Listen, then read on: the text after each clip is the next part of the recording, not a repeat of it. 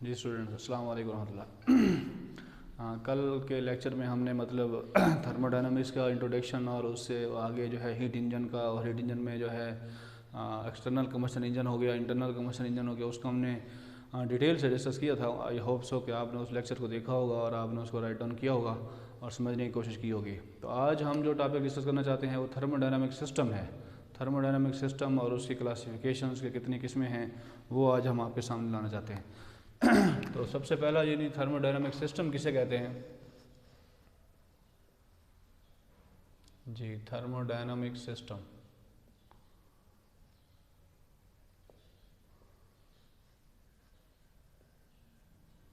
Thermodynamic system साथ साथ उर्दू में भी, क्योंकि बच्चों ने इम्तिहान में लिखना भी होता है, तो इसलिए थर्मोडायनामिक सिस्टम किसे कहते हैं वो हम आज डिफाइन करते हैं। ऐसी जगह या स्पेस, ऐसी जगह या रकबा, ऐसी जगह हो या ऐसा रकबा हो जहाँ पर ऐसी जगह या ऐसी स्पेस या ऐसा रकबा जहाँ पर थर्मोडायनामिक प्रोसेसेस वक़ूफ़ पज़ीर होते हैं, जहाँ पर थर्मोडायनामिक प्रोसेस जो है वक़ूफ़ पज़ीर हों, वक़ूफ़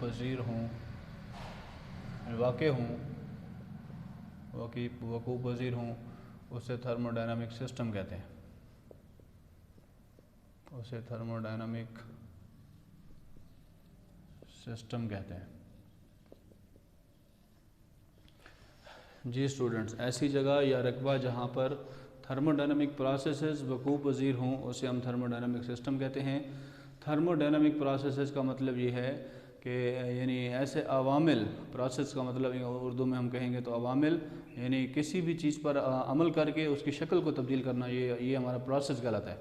तो ऐसी जगह है, रकबा है जहाँ पर थर्मोडायनामिक प्रोसेसेस होते हैं, उसे हम थर्मोडायनामिक सिस्टम कहते हैं। और याद रखें कि थर्मोडायनामिक सिस्टम हो या कोई भी सिस्टम हो तो वो मंदरजा झैल 3 चीज़ों पर मुश्तमिल होता है।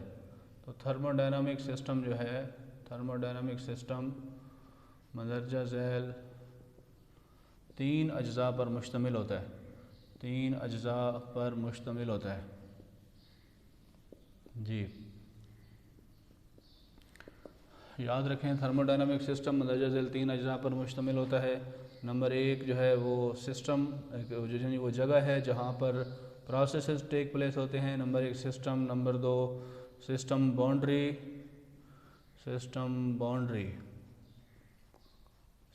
बाउंड्री, और नंबर 3 जो है सिस्टम सराउंडिंग, यानी जो उस निज़ाम की जो है सराउंडिंग का मतलब इर्द गिर्द का एरिया है, सराउंडिंग। यानी कोई भी निज़ाम हो, कोई भी सिस्टम हो, तो उसके लिए इन 3 चीज़ों का होना ज़रूरी है।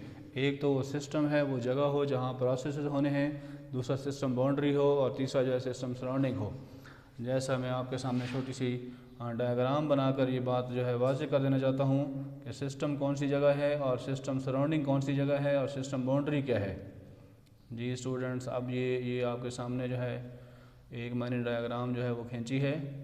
तो ये जो डायग्राम है हमारे पास, फ़र्ज़ कर लें ये मैंने एक सिस्टम बनाया है। अब ये जो है इसके अंदर का ये जो निज़ाम है इसको हम सिस्टम कहते हैं। ये हमारे पास सिस्टम है, अंदर का जो सिस्टम ये, और ये जो लाइन मैंने लगाई है ये वाली, ये हमारे पास सिस्टम बाउंड्री है। सिस्टम बाउंड्री यानी जिस सिस्टम के अंदर वो चीज़ जो है काम कर रही है। और ये जो इर्द गिर्द का इलाका है, ये जो इलाका है that is called system surrounding, यानी सराउंडिंग का नाम देंगे SURROUND, सराउंडिंग का मतलब है इर्द गिर्द का माहौल, यानी जो बाहर का जो उसका सिस्टम का माहौल है उसे हम सिस्टम सराउंडिंग का नाम देते हैं। तो कोई भी सिस्टम जो है वो 3 चीज़ों पर मुश्तमिल होता है, एक सिस्टम बाउंड्री और एक सिस्टम सराउंडिंग। ओके स्टूडेंट्स, अब हम इसकी जो है थर्मोडायनामिक सिस्टम की क्लासिफिकेशंस पढ़ते हैं।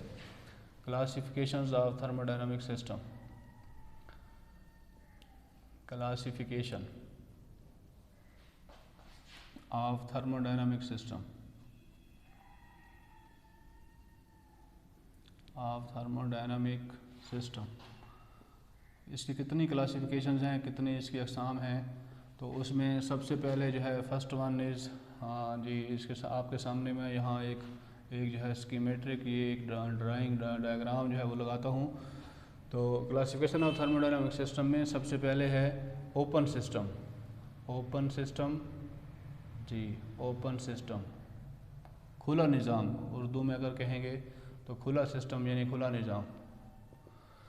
तो सेकंड जो है वो है close system. Close system, close system यानी बंद निज़ाम, उर्दू में अगर आप कहेंगे तो। और थर्ड जो है isolated system. Isolated system, isolated system मतलब उर्दू में भी इसको आइसोलेटेड ही लिख लें, आइसोलेटेड सिस्टम। जी students, classification of thermodynamic system तीन तरह से हैं। Number 1 open system, number 2 close system, number 3 isolated system. अब हम सबसे पहले डिस्कस करेंगे what is open system, open system क्या होता है, फिर हम क्लोज सिस्टम को डिस्कस करेंगे, फिर हम आइसोलेटेड सिस्टम को डिस्कस करेंगे। जी स्टूडेंट्स, आपके सामने इधर दोबारा मैं इसकी क्लासिफिकेशंस के अंदर यानी आपको एक्सप्लेन कर देना चाहता हूँ कि ओपन सिस्टम क्या होता है, क्लोज सिस्टम क्या होता है और आइसोलेटेड सिस्टम क्या होता है। जी number 1, first one is open system, खुला निज़ाम यानी ओपन सिस्टम। जी ऐसा सिस्टम जिसमें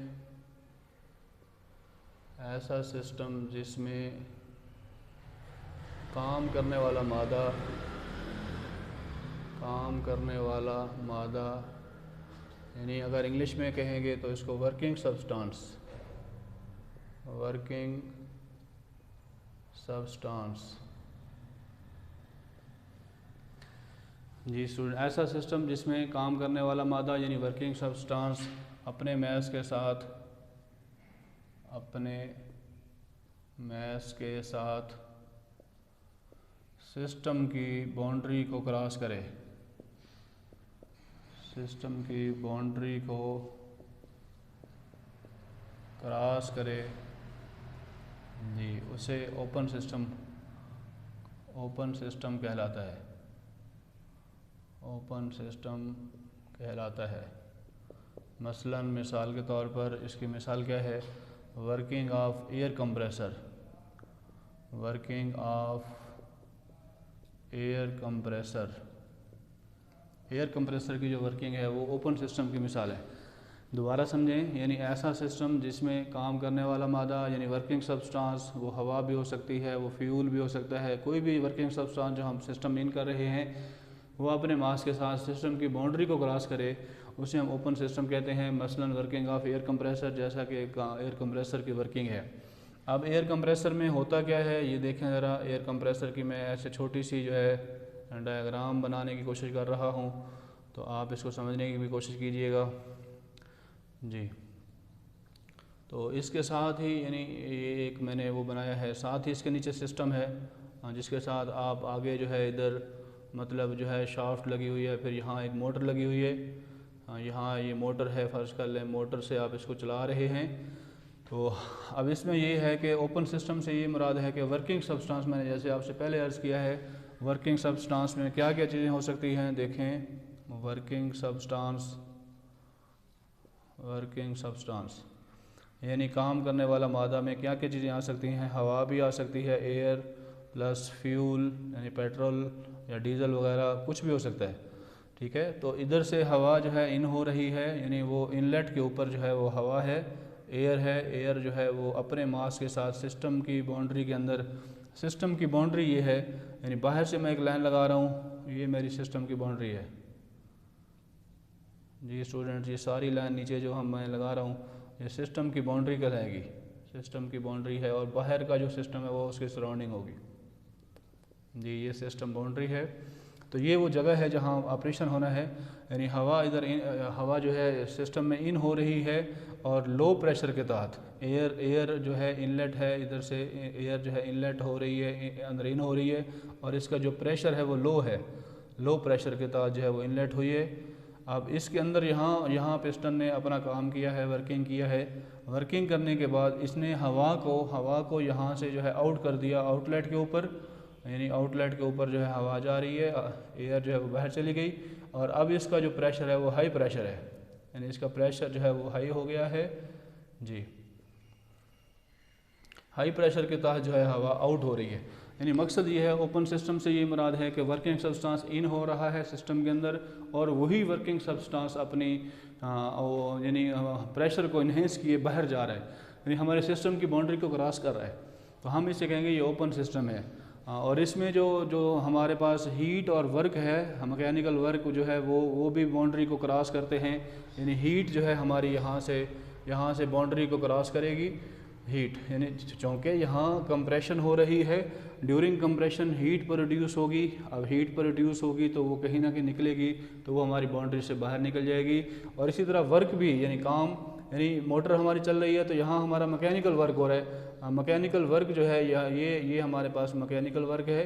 यानी मैकेनिकल वर्क का मतलब ये है कि यहाँ शाफ्ट घूम रही है, तो वो शाफ्ट भी हमारे सिस्टम के अंदर बाउंड्री को क्रॉस करेगी जी स्टूडेंट। यानी इस सिस्टम के अंदर हीट भी बाउंड्री को क्रॉस करती है और मैकेनिकल वर्क भी बाउंड्री को क्रॉस करता है, और जो हमारा यानी वर्किंग सब्सटेंस है वो भी अपने मास के साथ जो है वो सिस्टम की बाउंड्री को क्रॉस करता है।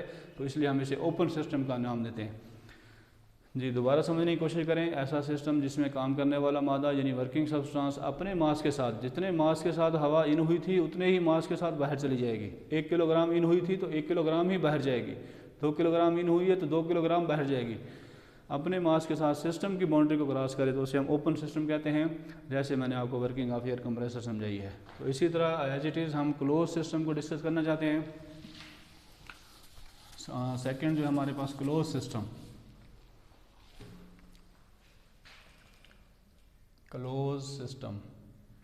क्लोज्ड ऐसा सिस्टम जिसमें काम करने वाला मादा जी स्टूडेंट्स, ऐसा सिस्टम जिसमें काम करने वाला मादा मतलब वर्किंग सब्सटेंस, चाहे एयर है, फ्यूल है, कुछ भी है, ऐसा सिस्टम जिसमें काम करने वाला मादा अपने मास के साथ सिस्टम की बाउंड्री को क्रॉस ना करे, सिस्टम की बाउंड्री को क्रॉस ना करे।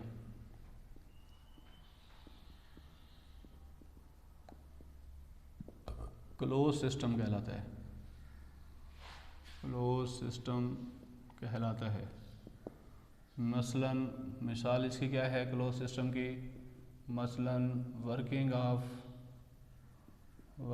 Of IC engine, internal combustion engine, ये इसकी मिसाल है जी स्टूडेंट्स। ऐसा सिस्टम जिसमें काम करने वाला मादा अपने मास के साथ सिस्टम की बाउंड्री को क्रॉस ना करे, क्लोज सिस्टम कहलाता है। मसलन वर्किंग ऑफ आईसी इंजन, इसमें हीट और मैकेनिकल वर्क जो है सिस्टम की बाउंड्री को क्रॉस करेंगे और मास जो है वो अपने सिस्टम की बाउंड्री को क्रॉस नहीं करेगा। तो इसकी मिसाल वर्किंग ऑफ आईसी इंजन यानी इंटरनल कंबस्शन इंजन में होता क्या है, फ्यूल यानी पेट्रोल है या एयर है, यानी एयर प्लस पेट्रोल, ये हमारे पास एयर प्लस पेट्रोल हैं, 2 चीज़ें हैं, ये इनका मिक्सचर है, एयर प्लस पेट्रोल का मिक्सचर है। और ये कहाँ है, कार्बोरेटर के अंदर है। कार्बोरेटर एक ऐसी डिवाइस है जो कि कार्बोरेटर एक ऐसी डिवाइस है जो कि एयर और फ्यूल पेट्रोल को आपस में मिक्स करती है। अब मिक्स होने के बाद कार्बोरेटर में आती है, कार्बोरेटर के बाद ये जो हमारा यानी एयर और पेट्रोल का मादा है ये हमारा इंजन के अंदर यानी सिलेंडर के अंदर आता है जी, इंजन के सिलेंडर में जाता है। अब इंजन के सिलेंडर के अंदर जाने के बाद इंजन सिलेंडर में चला जाएगा ये मादा, और इंजन सिलेंडर में जाने के बाद वहाँ 4 काम होते हैं, सक्शन होगी, कंप्रेशन होगी, एक्सपेंशन होगी, एग्जॉस्ट होगी। तो ये चारों जो काम होंगे यानी डिपेंड करता है वो इंजन हमारा कौन सा है, 2 स्ट्रोक है, 4 स्ट्रोक है, तो 2 स्ट्रोक का अलग सिस्टम होगा, 4 स्ट्रोक का अलग सिस्टम होगा। तो बहरहाल मकसद मेरा कहने का ये है कि एयर और पेट्रोल जो कार्बोरेटर ने मिक्स करके इंजन के सिलेंडर में दिए, इंजन के सिलेंडर में उसकी कंबस्शन हुई यानी जलने का अमल हुआ, उसके अंदर यानी हमारा जो प्रोसेस थे वो सारे टेक प्लेस हुए सिस्टम के अंदर, कंबस्शन का अमल हुआ, जलने का अमल हुआ। जलने के अमल के बाद वो जो वर्किंग सब्सटेंस इंटर हुआ था वो बाहर नहीं निकला, बल्कि उसके रिज़ल्ट में हमें हीट और मैकेनिकल वर्क मिला है। यानी पिस्टन के रेसिप्रोकेटिंग मूवमेंट की मदद से हमने उसको रोटरी मोशन में कन्वर्ट कर लिया। सो हमारा जो वर्किंग सब्सटेंस था वो इन हुआ इंजन के सिलेंडर के अंदर, और उसने मतलब अंदर काम किया। काम करने के बाद वहाँ से वो खारिज नहीं हुआ, उस शक्ल में खारिज नहीं हुआ, बल्कि उसके रिज़ल्ट में उसने हमें हीट और मैकेनिकल वर्क जो है वो हमें दिया है। तो इससे हम कहते हैं ये क्लोज सिस्टम है। जी स्टूडेंट्स, इसके साथ ही आखिरी में आपको समझाना चाहता हूँ isolated system. What is isolated system?